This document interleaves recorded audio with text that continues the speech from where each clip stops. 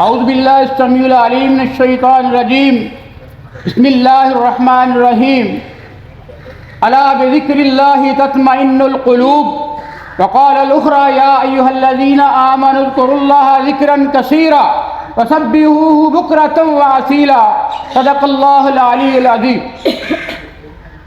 عزیز طلبہ، ماہ رمضان المبارک رواں دواں ہے۔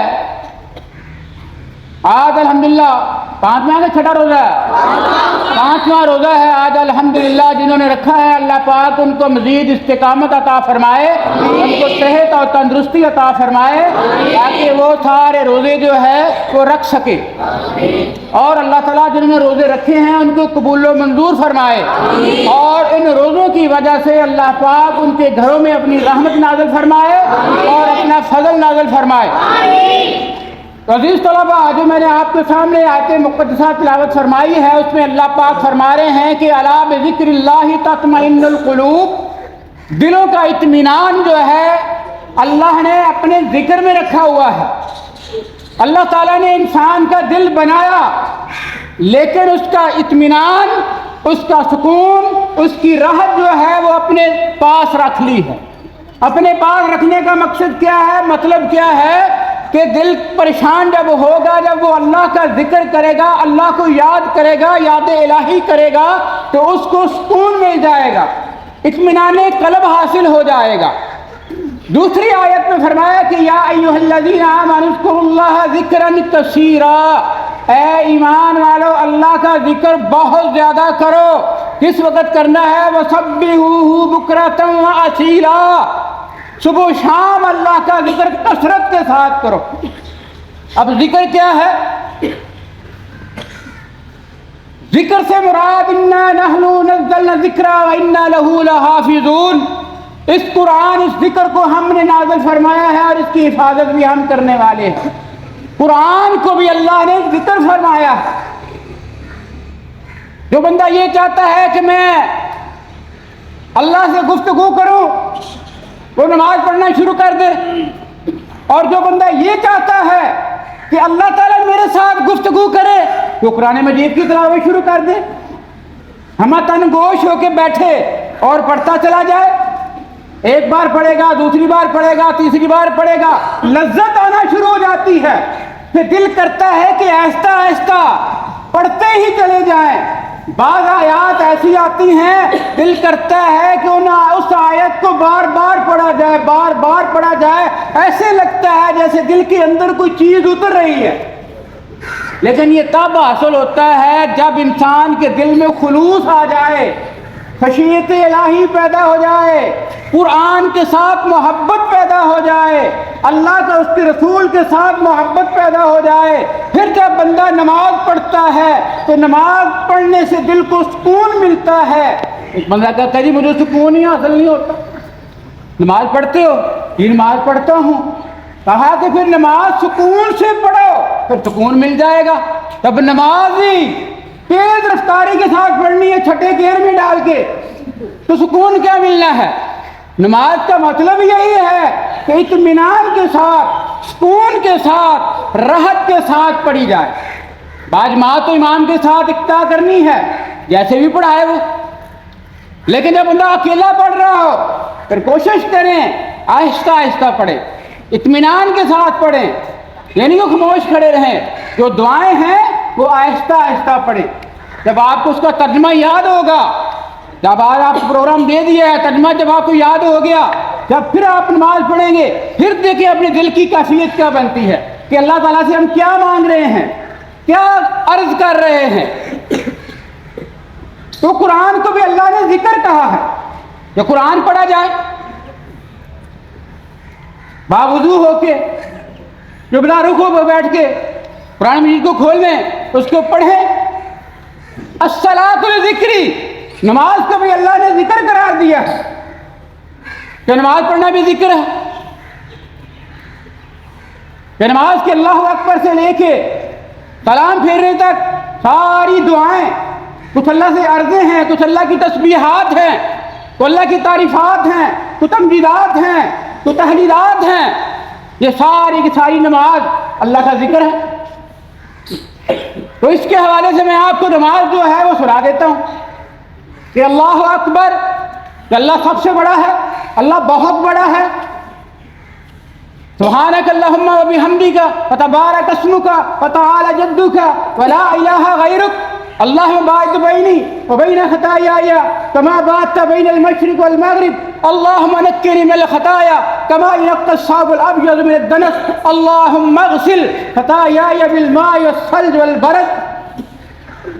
اعوذ باللہ من الشیطان الرجیم. بسم اللہ الرحمن الرحیم. الحمد للہ رب العالمین الرحمن الرحیم مالک یوم الدین.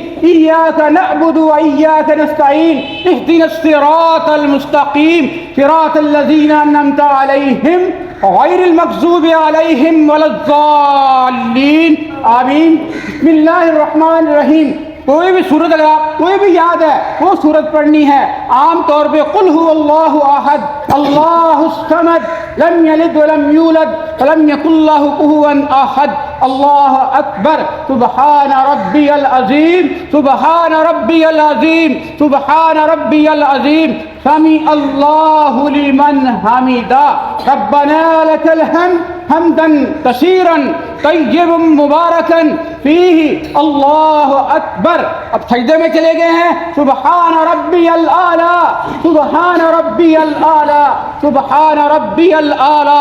اللہ اکبر. اللہم اغفر لی وارحمنی واہدنی وعافنی وارزقنی واجبرنی ورفعنی. اللہ اکبر. سبحان ربی الاعلی سبحان ربی الاعلی سبحان ربی الاعلی. اللہ اکبر. التحیات للہ والصلوات والطیبات. السلام علیک ایھا النبی ورحمۃ اللہ وبرکاتہ. السلام علینا وعلی عباد اللہ الصالحین. اشہد ان لا الہ الا اللہ واشہد ان محمدا عبدہ ورسولہ.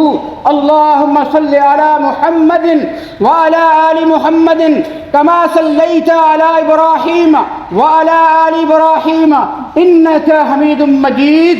اللہم بارک علی محمد وعلی آل محمد کما بارکت علی ابراہیم وعلی آل ابراہیم انک حمید مجید. اللہم انی اعوذ بک من عذاب القبر واعوذ بک من عذاب جہنم واعوذ بک من فتنۃ المسیح الدجال واعوذ بک من فتنۃ المحیا والممات. اللہم انی اعوذ بک من المأثم والمغرب.